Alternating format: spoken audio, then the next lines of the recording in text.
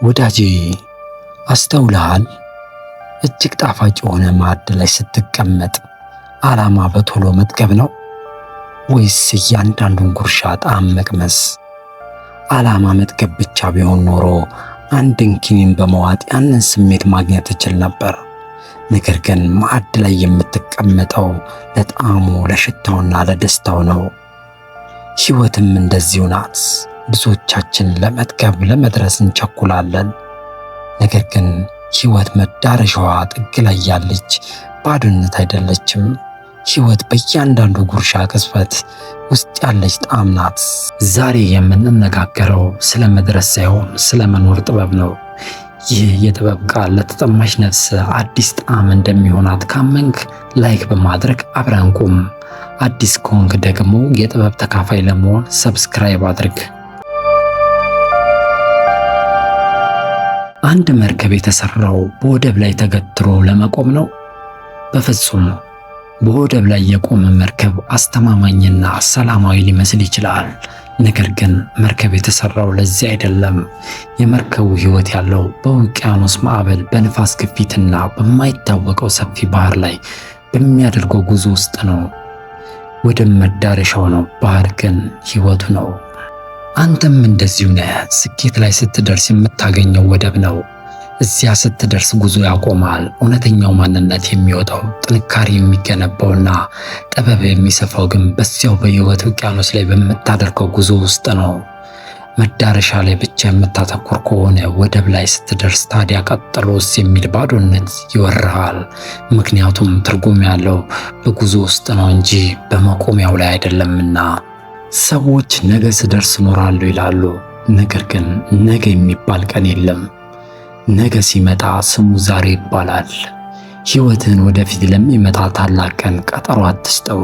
ሕይወት ማለት አሁን የምትይዘው እስትንፋስ፣ አሁን የምታየው ብርሃንና አሁን የምትሰማው የልብ ትርታ ነው። መዳረሻ ላይ ለመድረስ ስትሮጥ በመንገድ ዳር የበቀሉትን አበቦች ረግጣቸው ሊሆን ይችላል። ወዳጆችን ዘንግታቸው ሊሆን ይችላል። የገዛ ራስህንም አጥተው ይሆናል። መዳረሻው ላይ ስትደርስ የምታገኘው ሽልማት በመንገድ ካጣቸው ሕይወት ጋር አይመጣጠንም። ስለዚህ ዛሬን እንደ መሸጋገሪያ ድልድይ አትቁጠረው። ዛሬ ራሱ መዳረሻ እንደሆነ አድርገህ በሙሉነት ኑረው። በታላቁ መጽሐፍ ውስጥ ስለ ጻድቃን መንገድ እንዲህ የሚል ድንቅ ቃል አለ። የጻድቃን መንገድ ግን እንደ ንጋት ብርሃን ነው፣ ሙሉ ቀን እስኪሆን ድረስ እየበራ ይሄዳል። አስተውለሃል? ቃሉ እየበራ ይሄዳል ነው የሚለው። ይህ ማለት ሕይወት የማያቋርጥ የብርሃን መጨመር ሂደት እንጂ በአንድ ጊዜ ድው ብሎ የሚበራ መዳረሻ አይደለም። ፈጣሪ የሚፈልገው በየቀኑ እንድንበራ፣ በየቀኑ እንድንለወጥና በየእርምጃችን የእርሱን ጸጋ እንድንለማመድ ነው። መዳረሻው ሙሉ ቀን ቢሆንም ውበቱ ግን ከማለዳ ጀምሮ ብርሃኑ እየጨመረ በሚሄድበት ሂደት ውስጥ ነው። አምላክ በመንገድ ላይ ካንተ ጋር ነው። ጉዞ የተቀደሰ የአምልኮ መድረክ ነውና አትቸኩል። ሕይወት ልክ እንደ መጽሐፍ ናት። የመጽሐፉ ዓላማ የመጨረሻው ገጽ ላይ መድረስ አይደለም። የመጽሐፉ ዓላማ እያንዳንዱ መስመር ውስጥ በሚገኘው ትርጉም ውስጥ ነው። መጽሐፉን አንብበህ ብትጨርሰው ዕውቀት ታገኛለህ። እያንዳንዱን ገጽ በጥልቀት ብትኖረው ግን ጥበብን ታተርፋለህ። ዛሬ የምታልፍበት ድካም፣ ዛሬ የሚሰማ ስቃይ፣ ዛሬ የምታገኘው ትንሽ ሳቅ፣ ይሄው ነው ሕይወት። ሕይወት ወደፊት የምትመጣ ታላቅ ክስተት አይደለችም።